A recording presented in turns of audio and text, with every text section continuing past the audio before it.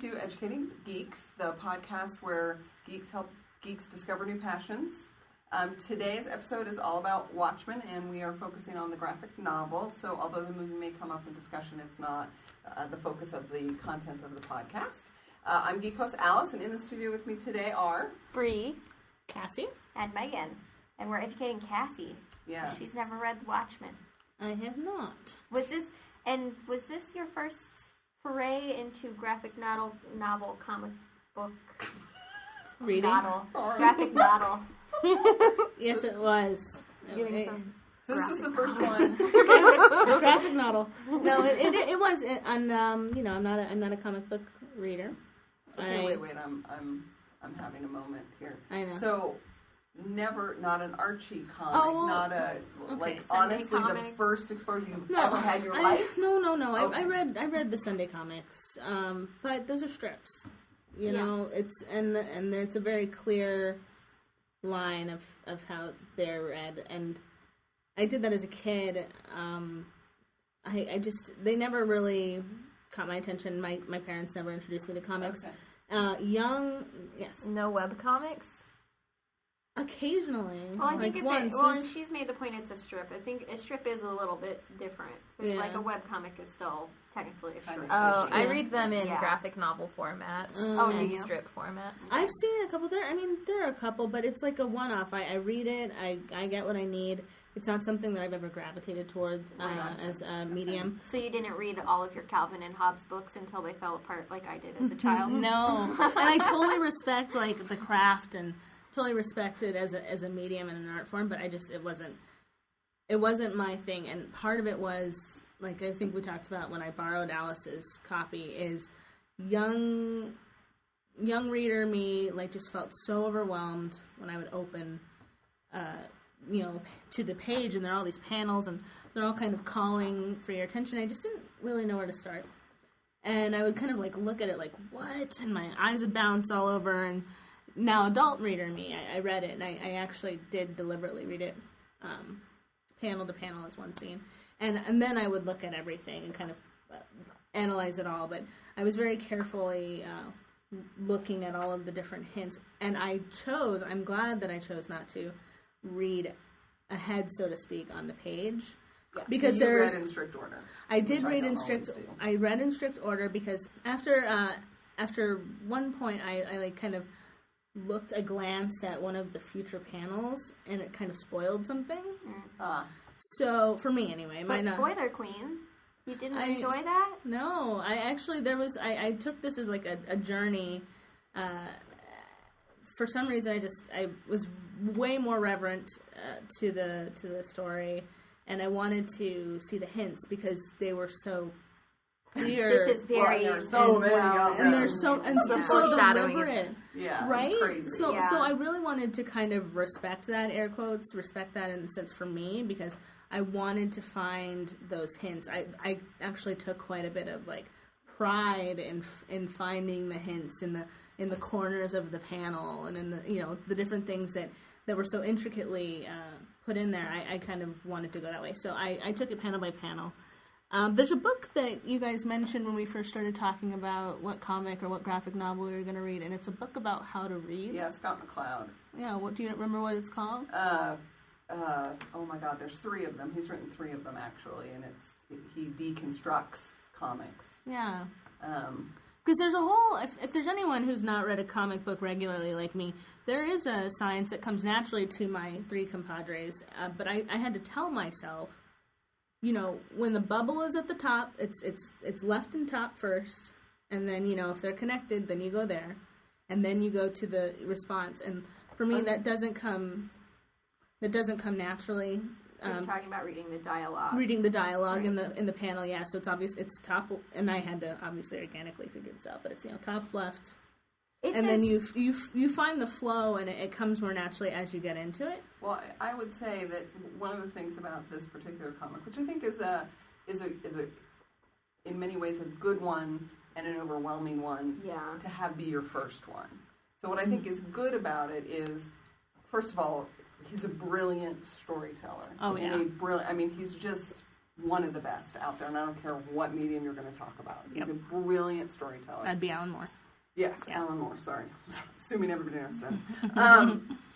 And he's very structured in his presentation. So he holds almost strictly to the 9-panel format throughout the entire. Now, some of the panels might be merged, but it is 9 by 9 through the whole thing. So there's this very structured presentation, which is not true of all graphic novels. And even when he veered... veered... individual issues. Like, if you look at something like Batwoman has been in recent years, like, that just totally blows 9-panel format out of the water. Really? Yeah. It's gorgeous. I love the run of Batwoman that's been going on since for a the while. New 52? No, I think pre-New 52. Oh, okay. Yeah. Even it's when... Understanding Comics. Understanding Comics. Yeah, see, I think that would be good. Books. Yeah, they are very interesting because they really do deconstruct the medium and talk about it from a analysis standpoint. And so there's, even when he veered away from the 9 panels, as you guys have some pages open where he had like a long vertical strip. Like it's merged. Yeah. Well, not even the merge, like 3-panel merging, but like, that's what I'm saying. Oh, that's merged? 3 panels. But it's just top to bottom merged. I thought you meant the merging where it's 3 that are separated, but they're clearly one image. Like, yeah, no, I just mean that if you look on the horizontally, page, it's always, Yeah. It will always... 4, 5, 6, 7, 8, 9. No, totally, I get it. I thought you meant merge, like the horizontal merging. Which I think helps, right? So if you're visually trying to figure out where to go and what your line of sight and your reading is, to have it be so formal in its presentation, I think is helpful. We certainly could have picked something where we're talking about an artist that's like 9-panel format, fuck that. Which is although I don't think I'm saying his name correctly, where it's, you're not going to get that help from the structure. Yeah. Well, and to your point also about reading dialogue, I mean, that, I think it took me trial and error to figure out how to read dialogue within a panel. And I think every once in a while I'll pick something up and I'll read a panel, I'll be like, nope, that's the wrong order, read that panel again. So, even for an experienced comic book reader, I think sometimes I have to reread it. And it also, the skill of the person who's laying out the page and organizing the script, right? Because I've definitely read comics where you're just like, oh, this guy sucks. Yeah. Because I can't. He's not laying it out in a logical order, and it's not making sense. And in Watchmen, there's so much skill, because there's so much parallel action and parallel story going on. Yeah. Symmetry is a huge thing. Yes. So. Brilliantly done. Yeah. So I'm glad that I read it. I was with a lot of different things. I was aware of it from a pop culture standpoint. I was aware of its impact on the industry. I mean, the fact that it's considered one of Time Magazine's 100 best novels, I think, lends itself to the fact that this is something that kind of broke through what the medium is into something that is quite mainstream because of its story. So I'm glad that I read it. I'm glad that I took the time. It was I told my sister, who also doesn't read comic books, that this was an intellectual workout. Mm-hmm. Yeah, for sure. And in a good way. It was very much like for me, it's always been a chore to read comic books because of the fact that, and I've said this before, you're taking a lot of time to read something that really, when you consider the volume of content that you're reading, for me, it never really quite evened out. Like, I did not understand why I was spending so much time reading this for this content. But the imagery, having that tell the story as well, obviously, is great. So it definitely changed my perspective in many ways about reading comic books. So when did you first read it? It was not long after I got married, because Matt had read it beforehand. It was one of those things, combining households. I was like, what's this Watchmen thing you've got here? So probably about five years ago, probably. 5 years ago. And it, blew my brain apart. I got to the end of it, and I was like, what did I just read? I'm going to read it again. It was amazing. It was amazing. Yeah. I've actually started reading. I read comics a lot as a kid, and then Marvel went bankrupt, and I was a Marvel girl, so I stopped reading comics. And Matt, since I met my husband, I got way more into comics, and this was just one of the series I hadn't ever read much of, and I was really glad that he introduced me to Alan Moore. Yeah, it's such an incredible piece of narrative, and then Dave Gibbons' art is fantastic. Very cool. It's definitely a different era of of drawing. It's a different style than what we're used to today, and that's actually kind of why I like the Luna Brothers, because their style is a little bit different. But I actually really enjoy the artwork a lot. I found my favorite panels were when we got out of the grit and into Antarctica and so there was a panel of the what did he call his ship? What did Dan call his ship? Oh, Archie. There's a panel on of page. Yeah, there's a panel of Archie in the clouds, and it was like such a juxtaposition to the dirt and grit of the city, and I really liked that panel. And then the other panel that I thought was pretty cool was the introduction of his crazy-ass little utopia. Oh, yeah. I read the comic, I think, either junior or senior year of high school. Because... Which would have been what year? 2005 or 2006. You said high school? Yeah. Mm-hmm. And I read it because I had read I insisted on reading V for Vendetta before seeing the movie. And so my friend lent that to me. And then he said, well, like, I think you would really like Watchmen because you liked V for Vendetta so much. The comic, not the movie. And V for Vendetta is great. Oh, yeah, great. So my friend lent me Watchmen, and I never gave it back. I'm so sorry, John. And I absolutely loved it. And I think every time I went on a summer family road trip out to San Diego, that's what I would read on the car ride. Oh, that's Do you think that makes you, I guess that would make you an expert in this story? Ish. I mean, anytime you read something that many times, right, you don't just pick up on new things, but it reinforces. Yeah, but then... Or you interpret what you've read in a different way because you've aged, you've grown, you've had new experiences, so your point of view in what you're reading has changed. So that was like 7 or 8 years ago, and it's been probably 4 years since I've sat down and really given it a good read instead of just skimming. Gotcha. Yeah. So my experience this time was very different than it was starting out. In what way? I have a better grasp on history and politics now than I did back then. Right, yeah, naturally. And also just on being alive. There's a lot of fun stuff that they do with politics.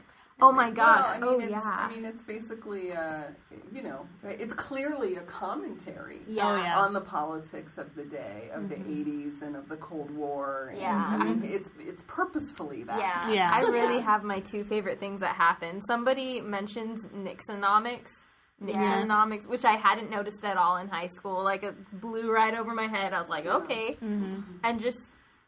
Woodward and Bernstein getting murdered. When I read that, I was like, "Oh my gosh!" Because now I've gone through journalism school, and I truly understand. Wait, I missed that.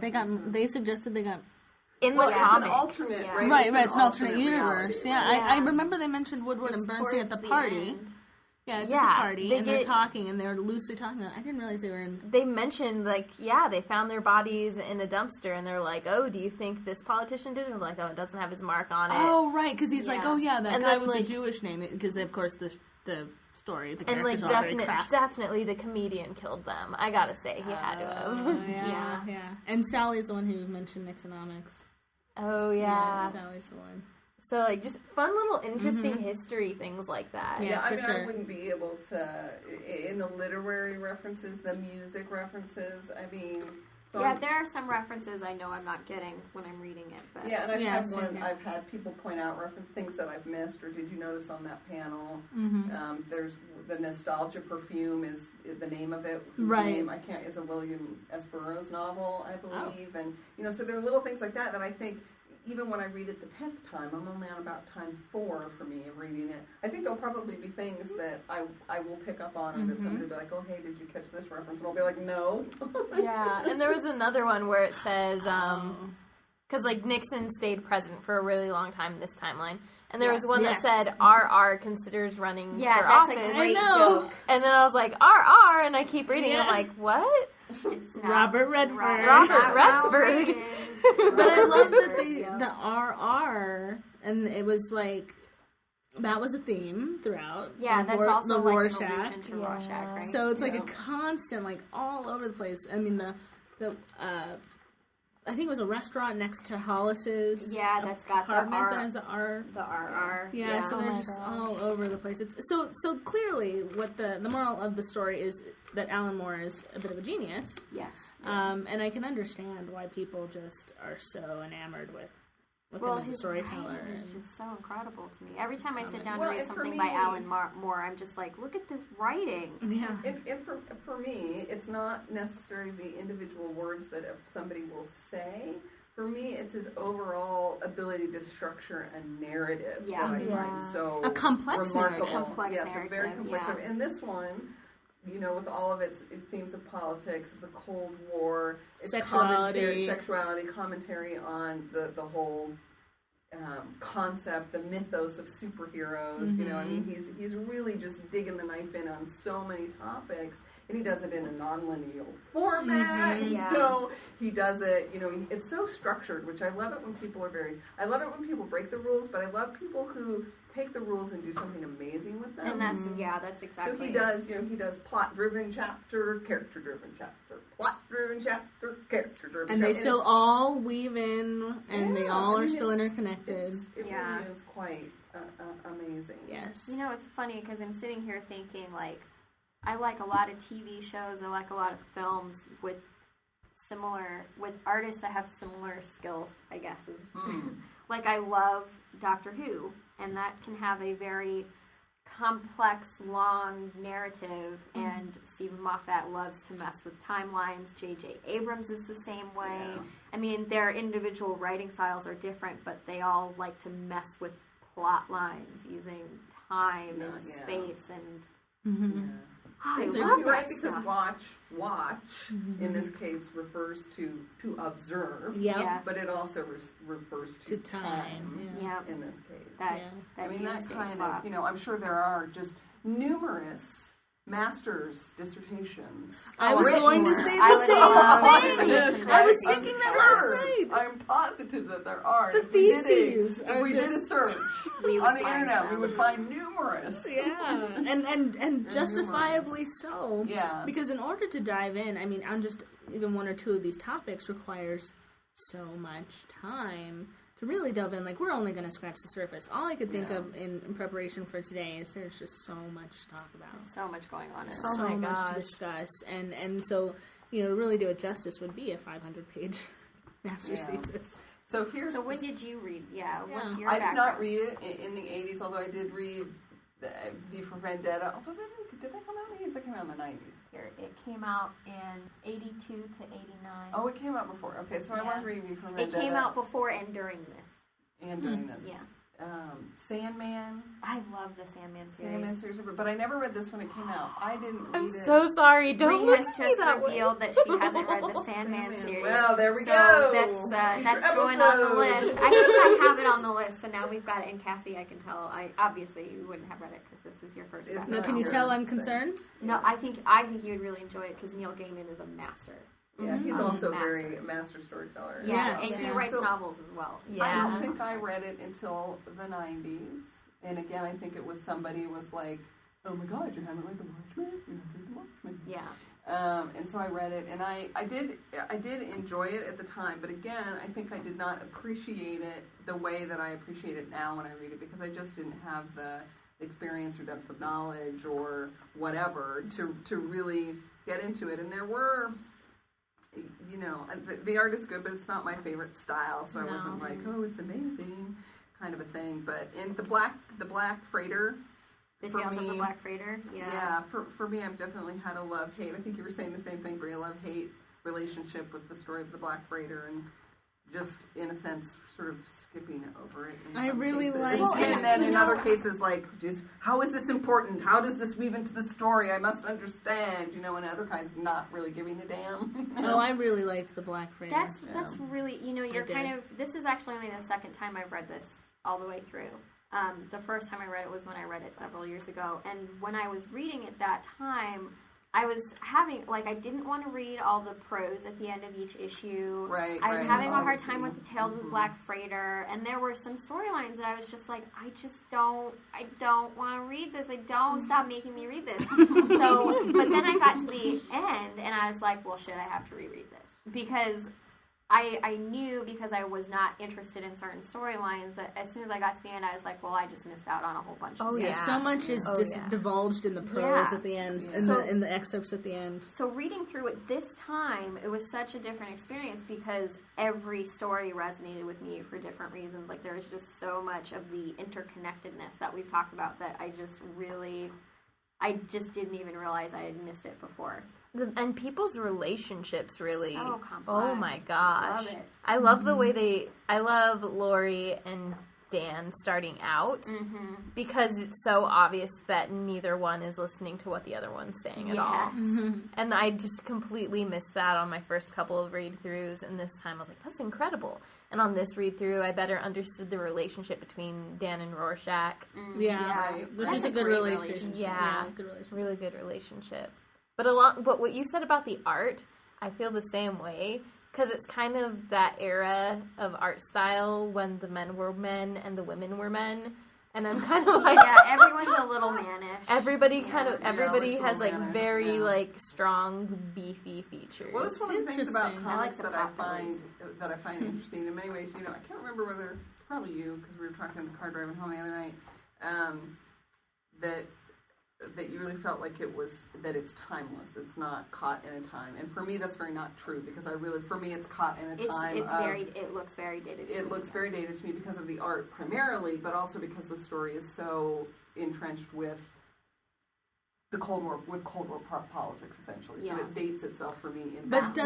But doesn't it, or from a story standpoint, I can't talk about the art because I'm not a pro in that, but doesn't the story, the Orwellian aspect of it, kind of make it timeless? Well, that's it could. What I got. I love dystopian stories, and that's what gets me. That's what makes it feel like we could read this in 2030 and be like, oh wow, some of that stuff is still happening. Oh yeah, it applies. For me, it would. On a larger scale, yes, because you can say that about any story about anyone who's decided that to cure one problem, I'm going to introduce another problem. So these people join together and fight the one problem. Like, that's one of those universal themes that you could pull up in any kind of story. But one of the problems for me then in the richness that we all love about this and its complexity is it's those details that tie it to that particular time frame. Like, do you think, unless somebody's going to look at RR and go, oh, Ronald Reagan and Robert Redford. Yeah, in another 50 years, people aren't necessarily going to get those references. Like, the whole Nixon thing, like, actually... Our generation might be the last generation that kind of gets those references. That's troubling. Who studies 1970s politics? Like, so journalism students. Yeah, and I know. And you're just about it. In which case, the argument could be made that Watchmen is one of those pieces that helps anchor us to history that isn't distant enough for us to be ignoring. And I know you're not saying that we should. No, absolutely. You're not saying we should, but I think Megan is making a good point, and you guys are both making a good point, which is that it's in the rearview mirror for many people, and it's continuing because of the way we are as a society now. We're like speeding down like a bullet train past history. So, and it's not so fanciful. Is that a word? Fantastical. Something like that. Like Lord of the Rings, which has also very many big themes about life and all of that kind of stuff. But it's so fantastical that you can't tie it down to any. So you could read that generation after generation after generation. And every generation can tie it into whatever kind of situation. Like every generation is going to have issues with a big blue naked man. Is that somebody's drinking game? Putting it out there. Maybe. You'll just have to wait and see. So one of the things that I find very much comparing Rorschach to the comedian. Oh, yeah. Right? That's an interesting comparison to make, right? Because for me, in many ways, they're the same, right? They both, in a sense, consider themselves, what's the expression, judge, jury, and executioner. Yes, judge, jury, and executioner. They both do.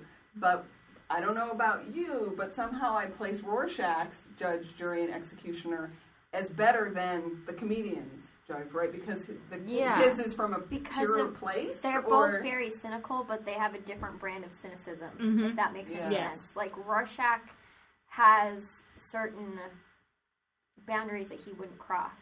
Like, he's definitely a murderer, and a pretty disgusting one at that, but he's not going to kill a pregnant lady.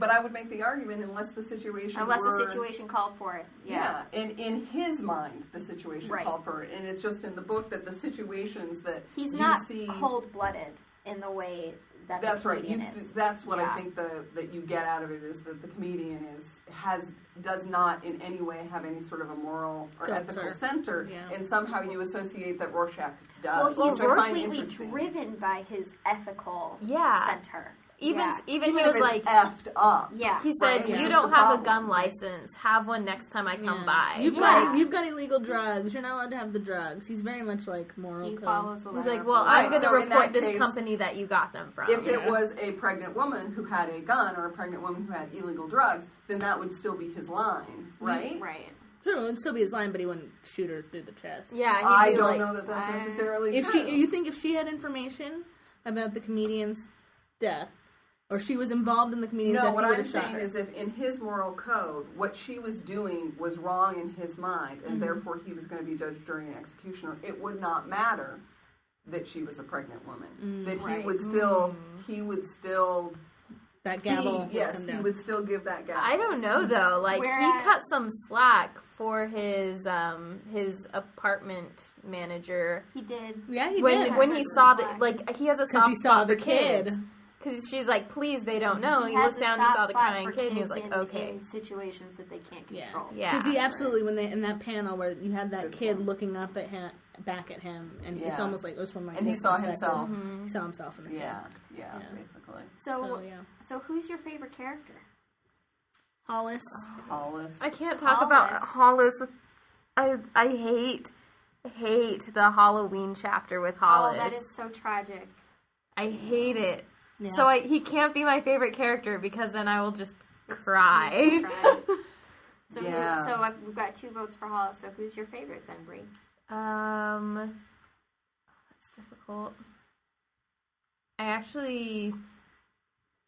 Dr. Manhattan has my favorite issue or chapter, however you want to say it. Which one? Early on? About midway through when he's talking about time. Yeah. Yes. That's a brilliant Love issue. it. Absolutely love it. Oh my gosh. Looking at When it he's right now. going back and forward and yeah. Yeah, but I don't know if I Arizona. could call him my favorite character.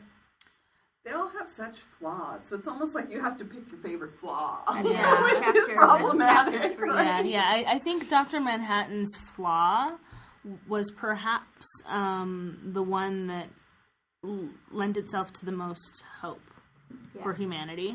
Yeah. Even though he like lost it still at the end and was like, "Fuck this, I'm gonna go." But And I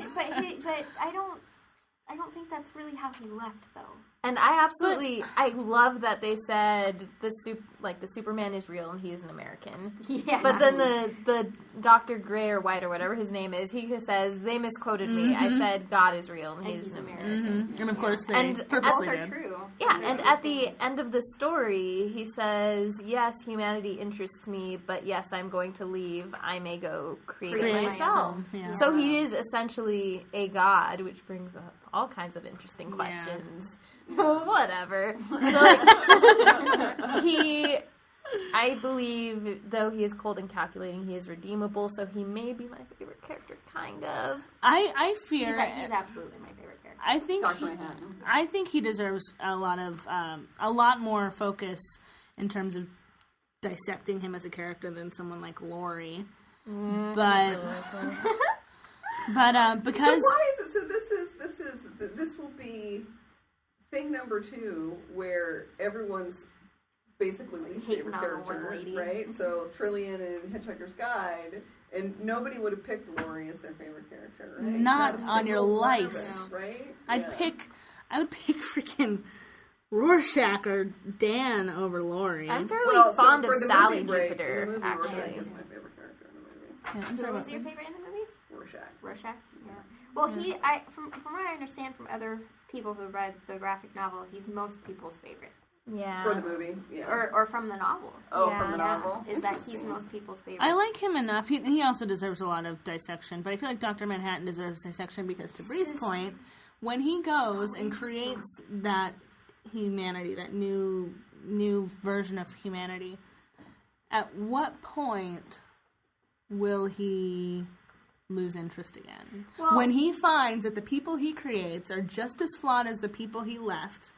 But I When don't will think he he's let Let's upset get about into it. I a don't think he's, philosophical yeah. discussion about religion and Well, the meaning of life. I'm not going to touch the God part, but I think that if he's capable, because he started as a human, for crying out loud, and throughout all of his issues, of course, traumatic as they were from a molecular standpoint, he still was not able to fully grasp it anymore, and he still had memories of his childhood. He still had memories of his relationship with his dad that drove him to this eventuality.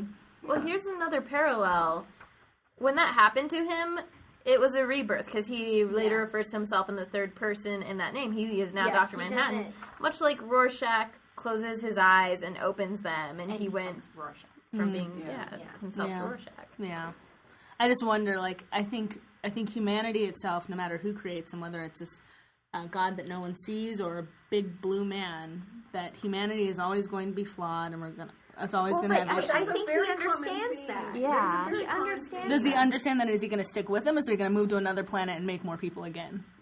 Would it be so bad? You get that theme in science fiction all the time. You know, whether you're going to come and, well, we would help you, but we've discovered you are a people who war with each other all the time. Right. And you're flawed. weak. You haven't ascended to our higher plane of understanding, and therefore we. Yeah, I mean, because in the issue where he and Lori are on Mars, she's trying to convince him to save humanity, and at the end he decides that maybe they are worth it. Yes. Because of the mathematical impossibility of the creation of life. What did he call it? What miracle is it?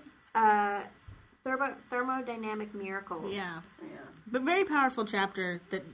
It's more rare. Life is more rare. The specificity of what becomes of life is more rare than when oxygen turns to gold spontaneously.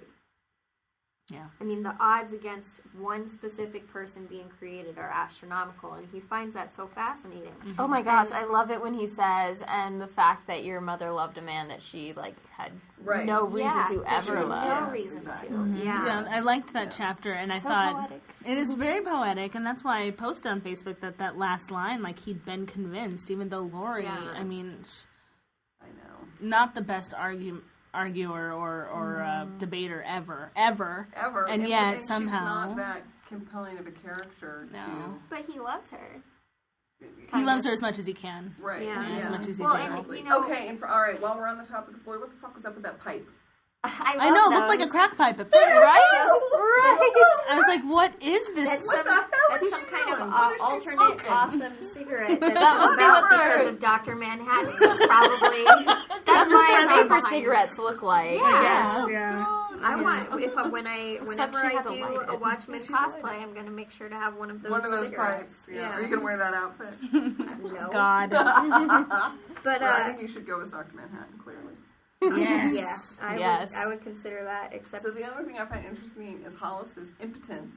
Yes. And how it comes to a close at the end of the. Yeah. Mm-hmm. Well, that's a big thing, right? I'm sorry, Hollis's.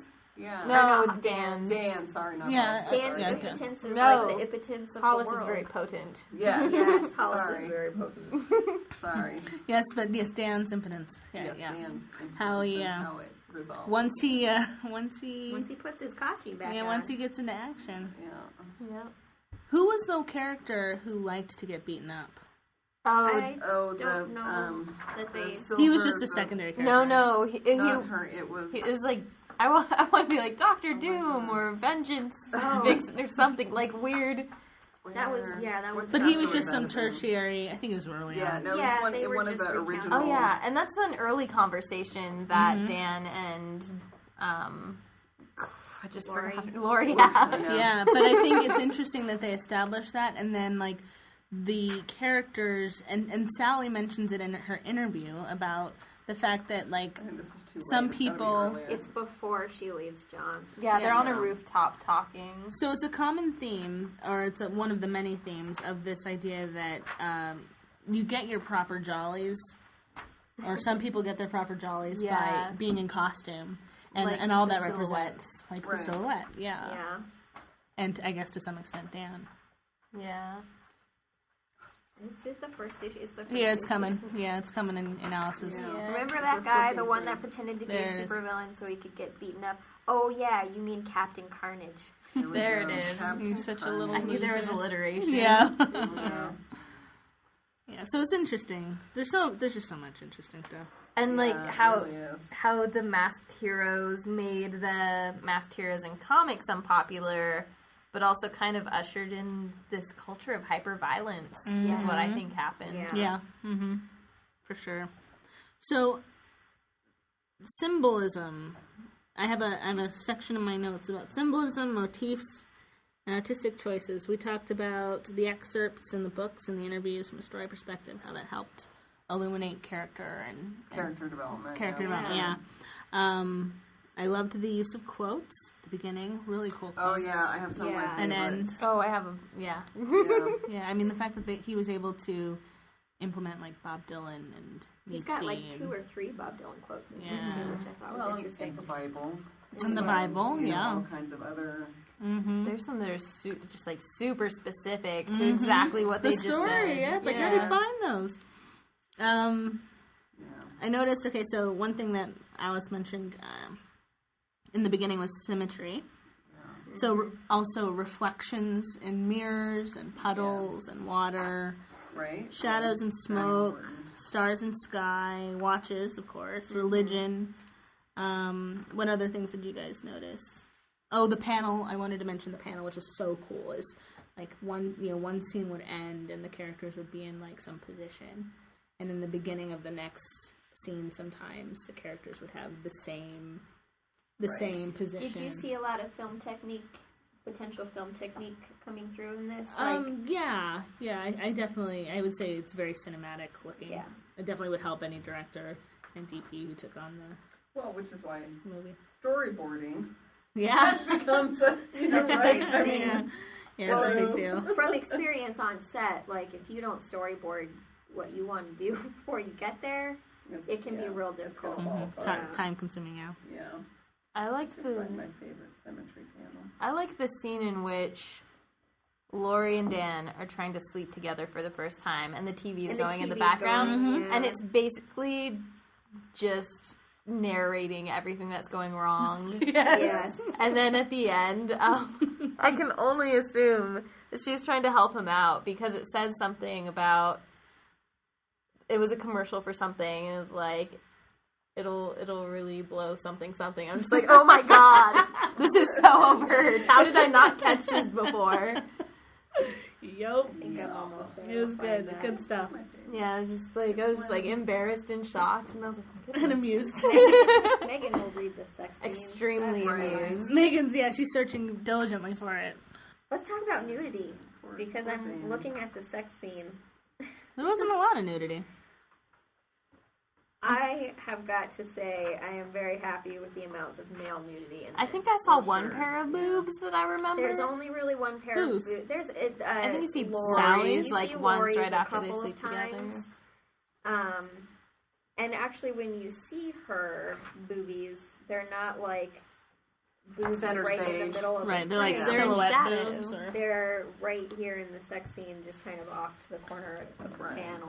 Where things would actually There's boobs, naturally. everybody. Where? Right there. Oh, They there haven't they are. designed. They I haven't didn't even designed notice the them. panel I didn't either. specifically to showcase. Yeah, so the you panel see like is- a couple pairs of boobs, the and panel they're not is not focal. about tits. The boobs are not critical. The boobs are not critical. and good. and the male nudity in this is like Rampant. there's lots of Given- blue dick, which I'm totally happy with. but Given it's Dr. also Manhattan's not like size, I there's think... Yeah, it's not like the middle of the page, Yeah. like zoomed It's in. just he just likes to be naked. Everybody get used to it. But he wasn't as big as I would have thought he'd be, with how big of a man he is. Yeah, but is he really No. concerned with the size of his package when he's He can probably watching control Quartz? it.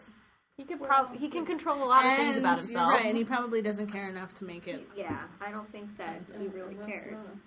Forget about what the actual average size of a male penis is. But the It's man not that grows big. himself up to be like 9. And it probably 90 feet. pays Well, yes, but perhaps he's, And what is important to him is the fact that he is such a smart man. Yes, he's I such a don't know. smart man. That's I true. mean, Maybe he just he's doesn't- evolved. there's He cares more about comfort, and that's just comfortable size for him. I just don't think it. You guys are so defensive of Dr. Manhattan's peen. I just don't think he cares. I mean, he doesn't, like, clothes are meaningless to him. Yeah. He doesn't go walk around naked because he wants to be naked. He walks around naked because he that's doesn't his natural see form. any purpose for wearing clothing. Yeah. Poor guy. Had to put him in that 3-piece suit. God, I love Dr. Manhattan. His story is just, oh. So have any of you ladies who actually read comic books gone back and read any of the Before Watchmen? No. What's that? Is that another series? They're not all written by the same person, so each character, not every character, but a handful of them. I think maybe there are 9 storylines. I can't remember. I'm making that shit Didn't up. Alan Moore, not want to have anything to do with that? I wouldn't blame Probably. him. He often does not want to have anything to do with anything other than his original work, if it's adapted or... I really don't blame him in this case. I talked to my local comic clerk, and he was just like, yeah, don't bother. That was the consensus I got, too. The people that I've talked to said they liked Ozymandias' storyline in the Before Watchmen series, yeah. He didn't monologue enough about it at the end for us to get the gist. Because I really felt like he did. He did get stuck monologuing. I felt like 2 chapters of it was him like, explaining. Oh, great, Alexander, blah, blah, blah. Okay.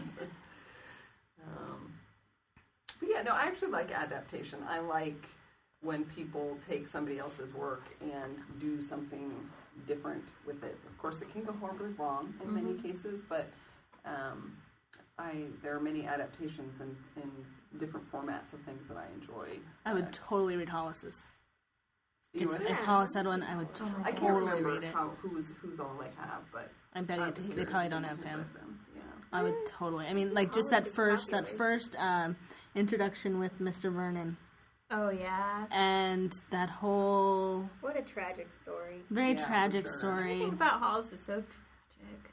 Not everything, but he has a lot of really stuff that makes me really sad. Mm-hmm.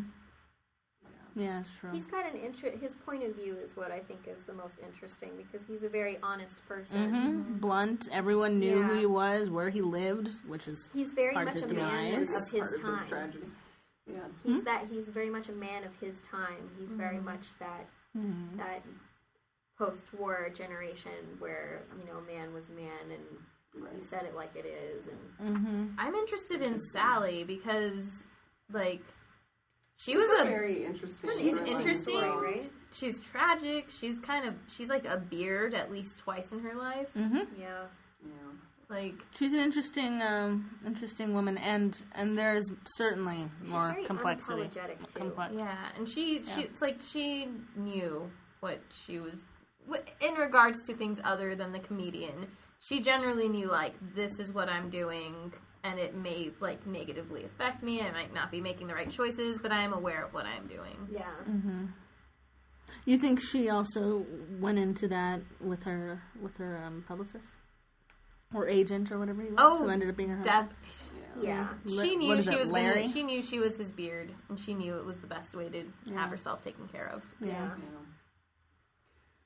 Yeah, I do find, as reviling as he may be, I find the comedian a fascinating character. Oh, he really definitely. is, isn't he? And I love the scene where, he shoots the pregnant Vietnamese woman and basically calls Dr. Manhattan out and says, you could have stopped me. Yep. You chose not to. Yep. Don't judge me. Yeah. Don't judge me, buddy. No, he's definitely a truth teller. Yeah, and, he is that mirror. You guys hate me, but how close to me are you? Mm-hmm. Right? They hate him, but they want him to do what they're not willing to do. They need him. Yeah, and it's and so when they talk about his awareness throughout the entire story, his awareness of where the world was going, where the world was, that I absolutely can agree with. He knew.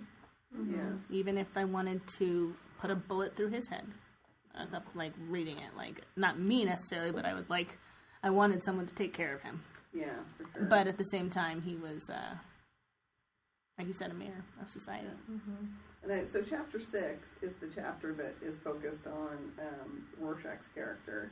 And the quote chosen for Rorschach's chapter for his character development is Nietzsche's famous quote of, "Battle not with monsters, lest you become a monster. And if you gaze into the abyss gazes also into you." You know what And that's what happened to Dr. Long. I'm sorry, what were you going to say, man? And made me think of our American Horror Story panel. Yes, Because when of she that does statement, when you look at evil, it looks right back at you. And I wonder if they had to have been inspired by this quote. But, yeah. Mm-hmm. Indeed. Rorschach. What a guy. Great, great. Just And he screwed with that psychoanalyst, man. yeah, he Ooh, did. Yeah. But I He screwed with liked everybody. But That, I liked that man looked into the abyss for damn sure. yeah, and what it did for him, in terms of a theme. I have the futility of fighting with and analyzing monsters, but also he just kind of played this ordinary Malcolm Long played this kind of ordinary underdog of a character, and once he was made aware of the world's failings, he couldn't stop trying to fix them. So when his wife is like, if you do this one more time, and he had a very simple line, he's like, it's the world. I can't. I can't. Yeah. It's the world. He said those people are hurting each other. Yeah. I can't. So, he became just so aware of this plight that it drove him. And in many ways, he kind of was like this ordinary example of who the Watchmen were. Right. In the Rorschach sense. also calls him out. He says, Yeah. He says, good people like you. And he's like, well, I wouldn't say. And Rorschach says, no, but you like to think it. Mm-hmm. Yep. You're satisfied or you're content or whatever he said. He was totally calling him out on that. Fat, content, wealthy. Yeah. Blah, blah, blah. Yeah. He totally made it clear. So for him, that was an awakening for him, for better or worse. Mm-hmm. Because, at that point when everything started coming to a head, it didn't matter how much you wanted to help people. That crazy ass. Oh my gosh. Everything's exploding, happening all at once. And you're just like, oh, shit. You're all cut off. There you go. You're coming to your zenith, and all of a sudden it just drops off. Boom. That was powerful. And I'm looking at my list of favorite quotes from my notes I made, and I'm hooking them back up with the chapters and realizing that most of them are character chapters and not plot chapters. I think mine are the same. So chapter 4, which is mostly John's backstory, and the quote that he gets is from Albert Einstein, which is, the release of atom power has changed everything except our way of thinking. The solution to this problem lies in the heart of mankind. If only I had known, I would have become a watchmaker. Mm-hmm. Yeah. I love perfect that quote. Yeah. It's like a chicken and egg thing, right? With this story. Yes. Yes. These quotes happened before Alan Moore wrote the story. Well, I think it speaks to, Alan Moore must have such a grasp on literature. Right. Yeah. And, all that stuff to be able to, go and find these quotes that so beautifully match the story that he's telling. I just love that the whole graphic novel is practically a multimedia experience. Yeah. Because you can relate, you're like, oh, these are all cultural things that I'm aware of. So I can hear this song playing in my head when he talks about it in this book chapter. And we've all seen clips of the assassination of JFK, so we know what that video looks like. And there are pictures and texts and just everything. Yeah. Like clippings of newspapers and things, Which I have to say, again, movie break, is that they do use the soundtrack of the graphic novel in the film, which is one of the nice things I think they did. That's cool. So, any other motifs or symbols or things that you guys noticed? So what's everyone's, the clock ticking to midnight? 10 minutes to midnight is where we start, and of course we end at midnight. Right. I only have, like an idiot, I was well into the book before I realized that that it was ticking forward. Yeah, that's their doomsday clock. Yeah. That's like their version of our DEFCON levels. 1 and DEFCON, so it's March. Situation Orange. Yeah. That chapter, like the whole time, and this is could probably go on for a while, but it's a tangent, but this idea that they lay the foundation of these very well-known artists and scientists, and people are leaving or disappearing, vanishing, and then for that to culminate the way it did, even if the creature that ended up being created was materialized, was a little outrageous. I feel like the creature itself, and I think judging from the clip that I saw, they did away with that creature. Yes. In the movie? Yeah. They completely butcher the end of the Yeah. So, but I wanted to know what you guys thought about that, and that whole aspect of the story where he was so the plan was so elaborate that he tricks these people into thinking they're working on a movie, I guess. Yeah, that's what they thought. A top they were secret doing. movie. All to create and clone. All to create this creature that essentially is the harbinger of doom for New York. Like, what did you guys think about that? Because to me, when that was all being revealed on the ship, when the two, I can't remember their names. I guess my response to that would be War of the Worlds. Yeah. Would be my response to well, that. that's what really blew my mind, was the way that all culminated. Was, I mean, it was just such a, who thinks of that? Who thinks of that? The smartest man in the world. That's the guy who wrote this book thought of that. Yeah. Like, True. Who thinks of that? I mean, it's just, and it wasn't just the fact that he created this alien creature that's going to fuck with everyone just from the fact that this thing now physically exists, whether or not it actually came from an alternate dimension.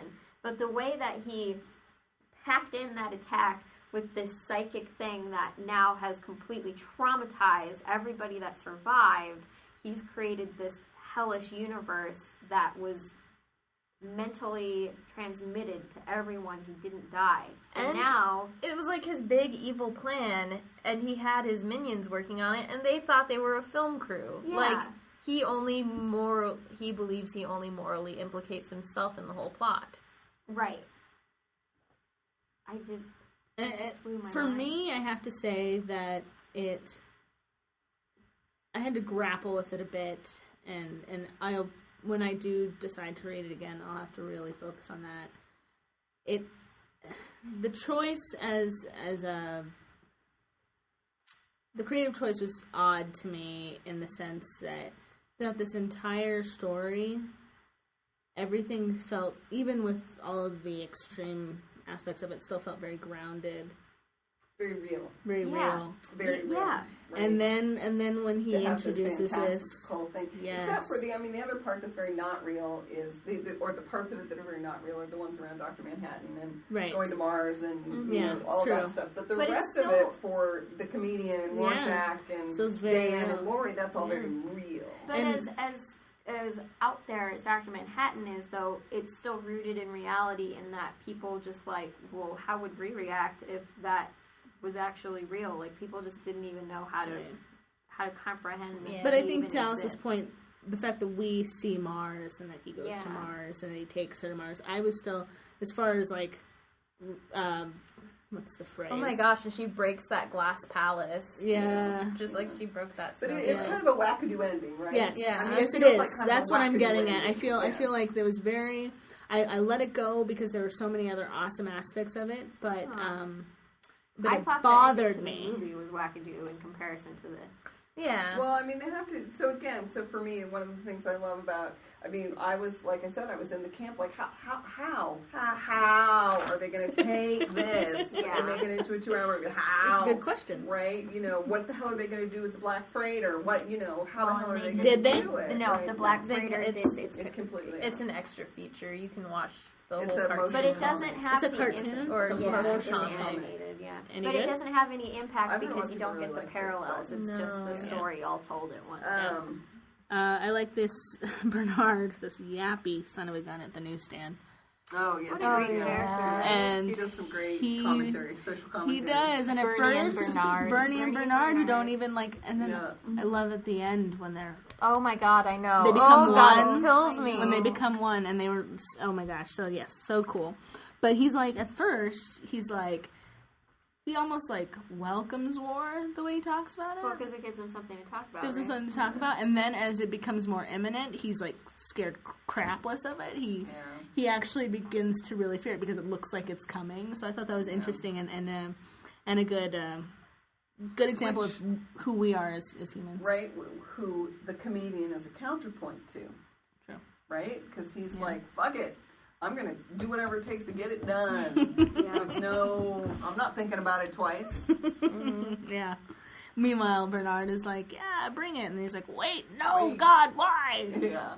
Wish I'd left this town. Yeah. Do you guys have any favorite quotes you want to talk about? I have so many.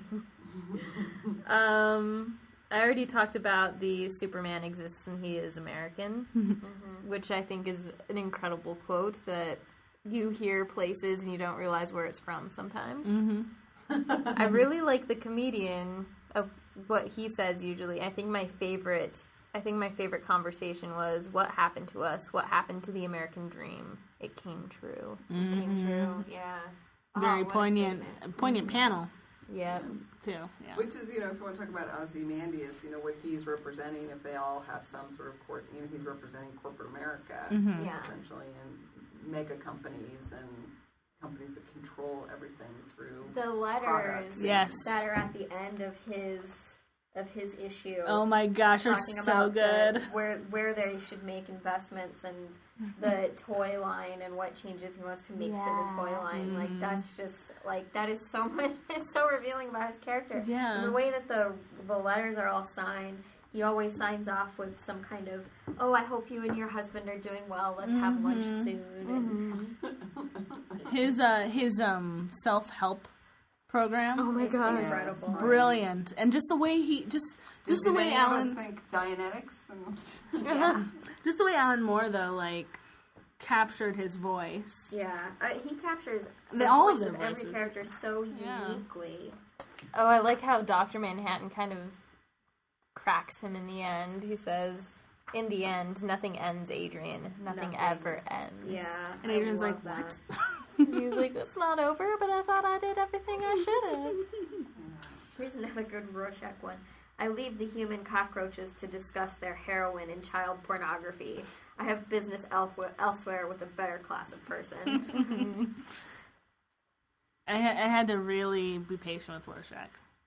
First, he was just You huge do need drive to me be crazy. patient with Rorschach. That's Like Dan. Dan is patient with Rorschach. He's the only person that understands that about him. Yeah. Yeah. Yeah. I love that. And then Rorschach gets all, like, as tender as Rorschach can be towards Dan, like, you're a good friend. Yeah. And When was they like, have that breakthrough, it's like, oh, buddies. You're a good Because friend. Dan was his partner before he broke and became Rorschach. Dan is the only, and Dan's the only person that ever gave him the benefit of the doubt. Everyone just saw him on the surface as crazy, and because they were partners, I'm sure, like, he just knows how he is. Can you guys explain? So I was under the gun when I was finishing it up, and they revealed the comedian's former character, Hooded Justice. He was not. He was not Hooded Hooded Justice. Justice. So he went to kill Hooded Justice. He possibly killed Hooded Justice. We're never really told what happens to Hooded Justice. Okay. Right, because But I was Justice is the one that breaks in on them. Right. But I was under the impression Breaks in on them. When he raped Sally. Oh, right. Yeah. Hooded Justice was the one who stopped him. That's right. Yeah, That's right. so it was probably, I think they were indicating it was probably a revenge killing. He was probably sent out to gather Hooded Justice to bring him in to be interrogated and just killed him instead. Gotcha. Okay. I'm under the impression that Hooded Justice was possibly also in the closet, and Sally Jupiter was his. Yeah, they heavily Yeah. implied that. Yeah, Sally Savor Jupiter bitch. bearded for him. Mm-hmm. Yeah. And that was one of the things I wanted to say at the beginning is there are so many characters, and I did struggle at the beginning keeping track of them and their alter egos. Obviously got better toward the end, but Hooded Justice was mentioned only a few times and in passing, and of course, and I'm assuming classic Alan Moore way, it was like, it seems like it's just a throwaway line, and it's like not really a throwaway line. It's really illuminating something. Did you guys want to talk about Adrian before we close out as a villain? I like him as a villain. He's a good villain. Yeah. I just think He's so logical. Yeah. And I love that he's like so happy with himself. So then, I did it! It's like, you idiot. Yeah. You know, I mean, His victory. His victory. Yeah.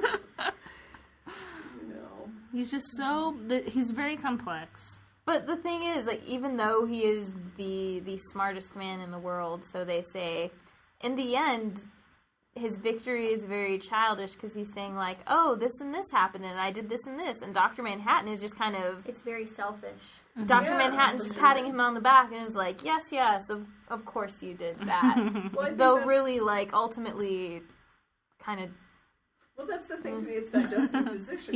He planted the seed in of his doubt. mind, he's saving the world. Yeah. But he's doing it for incredibly selfish reasons. Yeah, and like even the things he thinks he did, like there I can't even remember exactly what it was at the end that happened, but like Dr. Manhattan actually took care of a couple of things where otherwise like the plan probably He would have had chinks in it. He got rid of Rorschach. Yeah. Because he was the only one that wasn't gonna stick. But Rorschach gets him in the end anyway. Yeah, because of his journal. Because of the journal. Yep. In that letter about the line, I love how, especially at that point when you realize that Rorschach and Dan are on their way to Antarctica, or they've already, I think they were on their way, and the letter about the line, how the team was like, we think that you should have Rorschach and what's Dan's alter ego? Night Owl. A Night Owl. A line, and he writes back, I just don't think that's a good idea. Yeah. Like, he knows, basically, these guys are going to be a problem for me later. My study of recorded sales figures in a historical context suggests any increase in the sales of soldiers and action figures in times immediately prior to a period of anticipated war or bloodshed, and we should take advantage of this syndrome for as long as it lasts. Yes, he's still very logical about and strategic. Everything. However, ethically very uncertain about Rorschach, Night Owl, and Moloch plus accessories. Suggest instead we create costumed army of terrorists, introduce as main villains in Saturday cartoon, then duplicate here along with weapons, accessories, and vehicles. P.S. Yes. Loved Boobastis. As soon as they're made, I must have one to give to her. Except he kills her. Except he Yes, kills her. Boobastis. Yes. Means to an end. Means to an end. Such a Again. businessman. In a sense, again, he was also judge, jury, and executioner. Mm-hmm. Oh, absolutely. Ooh, more so the than biggest. Rorschach and comedian. Freak. I'm looking up. That's one of the things I like about the book is that, you know, people tend to believe that their point of view is the right one. So, you know, Rorschach's judge, to Rorschach, he is in the right. He's To the breaking comedian, laws, but- he is in the right. Mm-hmm. To Ozymandias, he is in the right. You know, and yet they all have such vastly different views. And I think that for me, that's one of the most interesting things about. Well, and that's a great, like, Lori, when she attacks the comedian at that dinner, she thinks that she's totally in the right because she doesn't know the whole story. Yeah. And still she is in the right. He deserves it still. Well, but at the same time, if she knew that that was her father, would she have attacked him like that? No. Would she have maybe been more forgiving of what happened between the comedian and her mom? Probably. As I feel bizarre like as she probably that would have is. still tried to punch him. Let's- Like, he hurt Sally. Let's make a General Hospital illusion. One of the most popular characters is a rapist. Oh, yeah, that's true. What? Luke Spencer. Luke Spencer is a rapist. And the He couple- raped Laura, and they got married And had kids. and had Oh my children. And had one of the God, greatest soap love stories of all time. Which really just is As a frightening. scary indication of what we're willing to do. But the fact that in that interview with Sally, where she kind of just, to your point earlier, she kind of just was like, yeah. She's like, I yeah. don't know. Was I asking for it? I don't know whether I wanted it or not. I'm confused. I don't know. But she's open about her twisted, like, Yeah. she Yeah, kind of she is like, admits She's that. like, it's probably really fucked up, but I have no idea.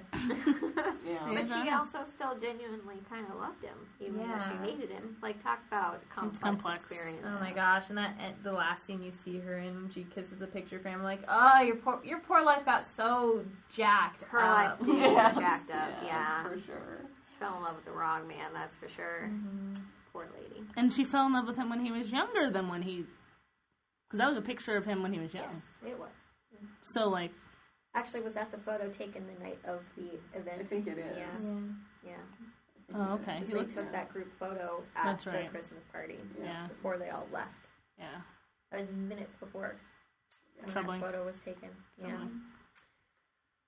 So, Is that a wrap? if you're reading Watchmen, because it can get very heavy, you might need to have a drink nearby. This is true. I had a hard time with their game rules for this one. I did too. I have a couple. I We have mean, a couple. You know, Yeah. And I'll just go with blue penis right away. Since That- I yeah. can have it. Thank you. Blue penis penis. drinking. Blue Peener. Oh, that sounds bad. Blue team is I have drinking? one. Yes. Sounds bad. I have one that's drink for every panel you realized you didn't initially notice Rorschach in. Oh, that's a good one. So you might actually have to In the flip, beginning. You might have to flip back and be like, okay, chug, chug, chug, chug, chug, and there we go. Which when I sent a text message to Alice and Megan about the breakthrough, was at the newsstand when I see him digging through the trash, and I'm like, oh my god! It was like 2 a.m. I'm like, what's he doing back there? no, I knew. I was like, and then I had to flip back to the funeral to look where his hands are gripping. Yeah, he's just like he's right gripping, there. and I was like, oh jeez. He appears in so many panels. Yes, so many. I was noticing so we're gonna be that drunk too. Yeah, you're gonna be super drunk. But yeah, that won't so help cool. you understand the story.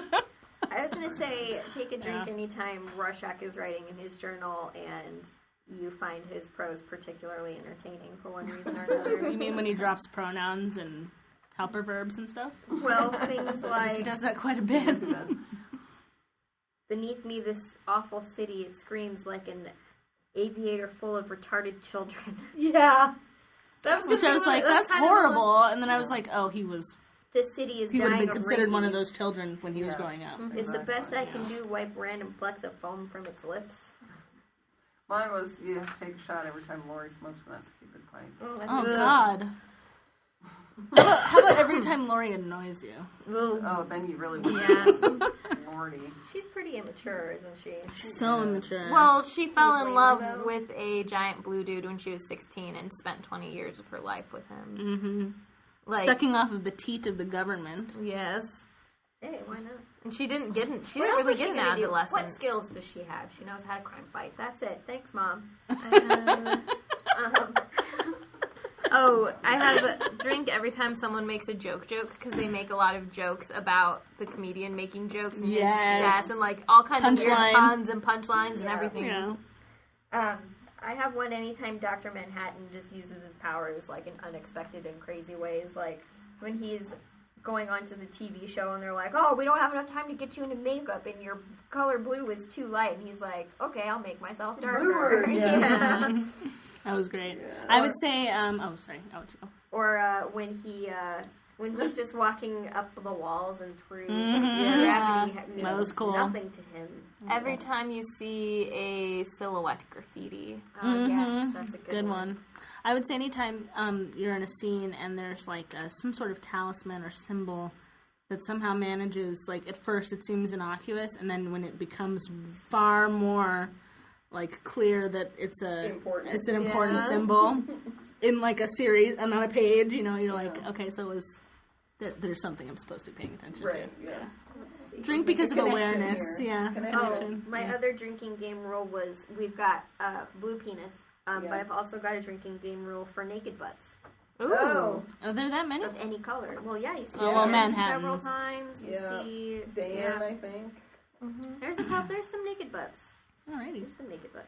Oh my gosh. Going back to the silhouettes for a second, they were really interesting to me because at one point Rorschach stops like a mugger rapist from getting a chick. But initially you only see them in silhouette, so they kind of look like lovers. Yeah. And then they're illuminated and you're like, oh my god. And all That's those bad. Lizzie heads are like doing that graffiti. So like, I don't know, they all all become over. ominous. But I think, but again, I think that that's a theme for him with this whole: are you a monster or not? Are you not a monster? So for Rorschach, for example, again, if he's judged, jury, and executioner, how many times has he been judged, jury, and exexecutioner, looking at a silhouette but not seeing the whole story? So I think that ties into that whole theme.